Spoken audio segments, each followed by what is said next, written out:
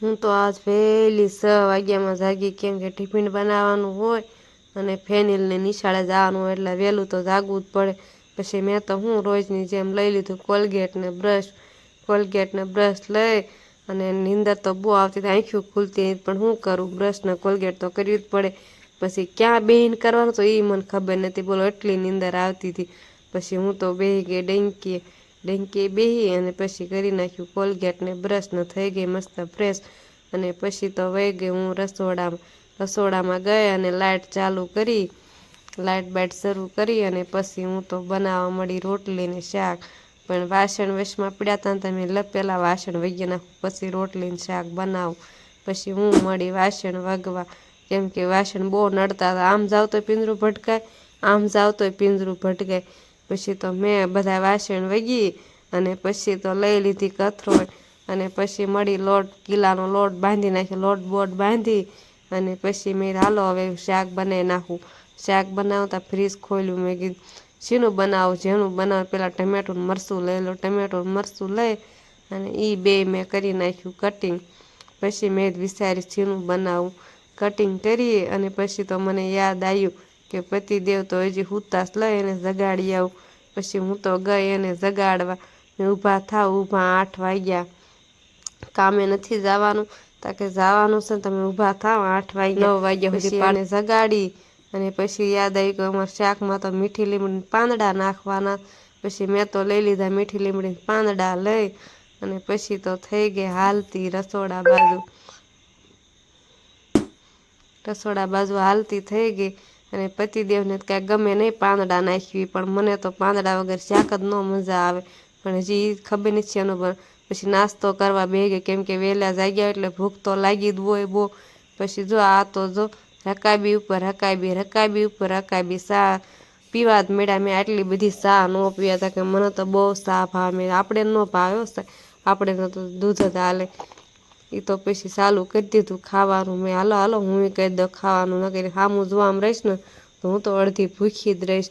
પછી હું મળી 2 કપ દૂધના ભરીને પી ગઈ અને એ જો 4-5 રકાબી પી ગયા સાયની. મેં કીધું ઓછું ખાવ ઓછું. પછી મેં તો એને ભરી દીધું ટિફિન, મેં હાલો હવે કામ જાવ, 9 વાગ્યા. મેં 9 વાગ્યે કોણ કામે જાય, ના જઈને કરશો હું 9 વાગ્યે. તા મારો ફેનું તો પાછળ ગાડી હકાડતો કે મમ્મી તારું કામ કરીને નકરું બોલ જ કરતી કઈશ, નકરું કે બોલવું જ પડે જ તે ને. પછી મેં લઈ લીધી હાવણી અને મળી વાળવા તે, કેમ કે રાતે વરસાદ ને એવું આવ્યું હતું ને તો બહુ કસરું થઈ ગયું હતું. પણ હાડી બહુ નડતી હતી, મજા નથી આવતી વાળવાની. પછી હાડી દીધી ખોસી અને પછી મળી હું વાળવા જ તે. પણ હાવણી તો લાંબી રાખવી પડે, કારણ કે વધારે વાંકું વળવું આપણને મજા આવે નહીં. પછી મેં કરી દીધું વાળવાનું ચાલુ. વાળતા યાદ આવ્યું કે કાશ આપણે ઘરનું કામ ન કરવાનું હોય, કેવું સારું, બધું કામ પતિદેવ કરી નાખતા હોય, કેવી મજા આવે. આપણે 8 વાગ્યા સુધી સૂઈ રહેવા દેતા હોય, પણ કોણ હુવા દે, કોઈ હુવા દે નહીં, કામ તો આપણે જ કરવું પડે. તા આખા મલકના વાસણ પીડ્યા હતા, હાલો હવે કરી નાખું વાસણ, કેમ કે કામ તો ખૂટવા નથી, એક પછી એક કામ ચાલુ જ રહેશે.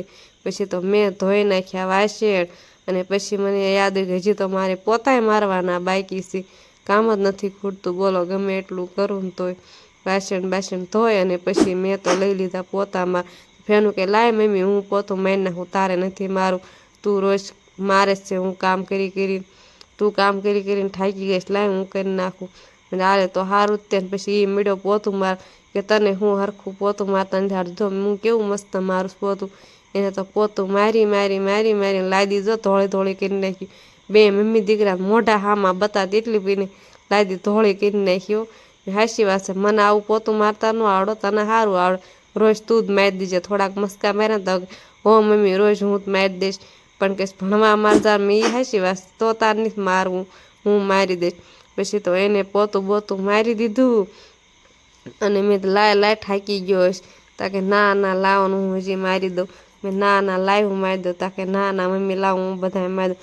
પછી એને પોતું મારીને પછી એ તો થાકી ગયો, તો ભૂખ્યો થઈ ગયો. મેં હાલ તને ખવડાવી દઉં. પછી મેં તો એને કરી દીધી ગોળના રોટલી ખવડાવવાની ચાલુ.